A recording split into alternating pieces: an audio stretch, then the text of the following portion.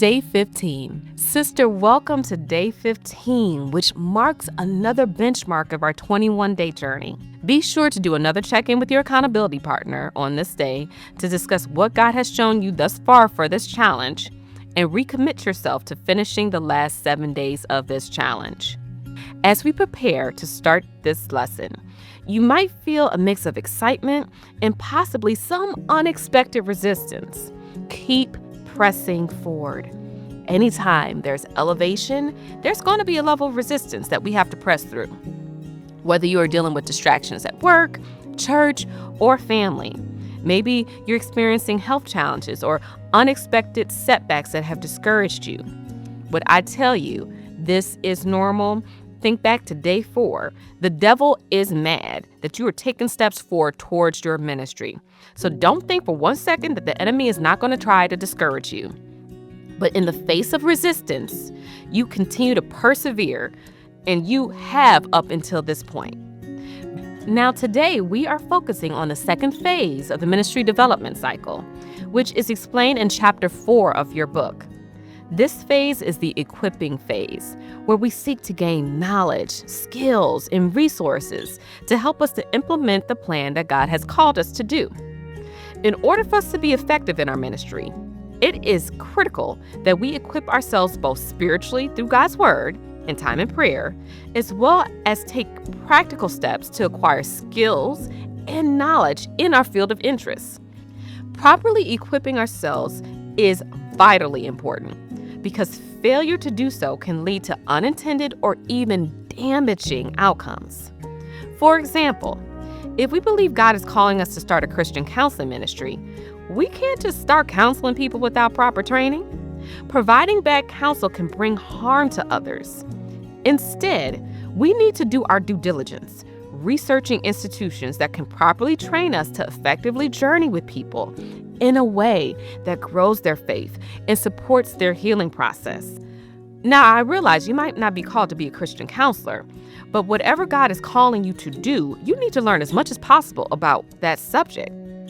Depending on your ministry focus, the methods you might use to equip yourself can include formal education, certification programs, volunteering under a mentor, or taking a self-study course.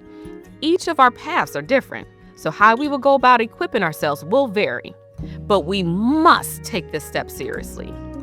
We want to hone our gifts and constantly work towards evolving into the best version of ourselves. Proverbs 4:7 tells us, "The beginning of wisdom is this: get wisdom. Though it costs all you have, get understanding." This scripture encourages us to seek wisdom and understanding diligently, emphasizing the importance of preparation and equipping ourselves for the work ahead. As we reflect on the focus of today's challenge, I invite you to ask yourself these questions and write your answers in your journal. What specific skills or knowledge do you need to acquire to be effective in your ministry, and how can you begin to equip yourself in these areas?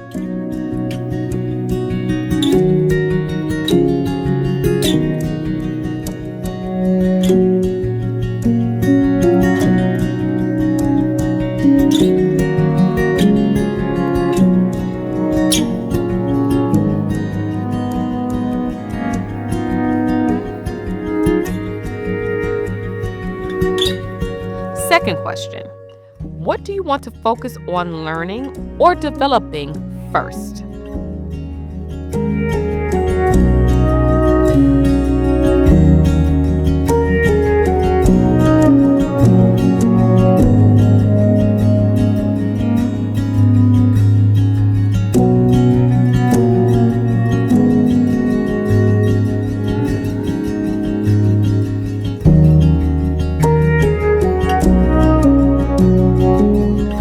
If you would like to do further study on how to equip yourself for ministry, turn to chapter 4 in the Sister Start Your Ministry book and workbook.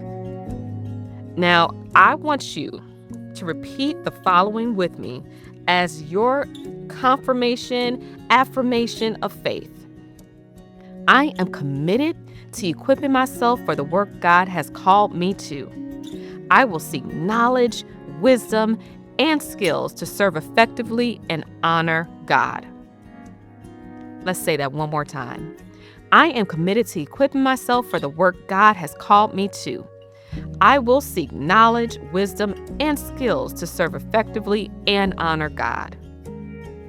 That concludes our time together today.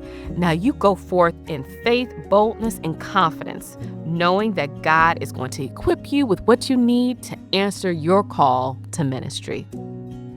Hey sis, I hope you were encouraged by today's message.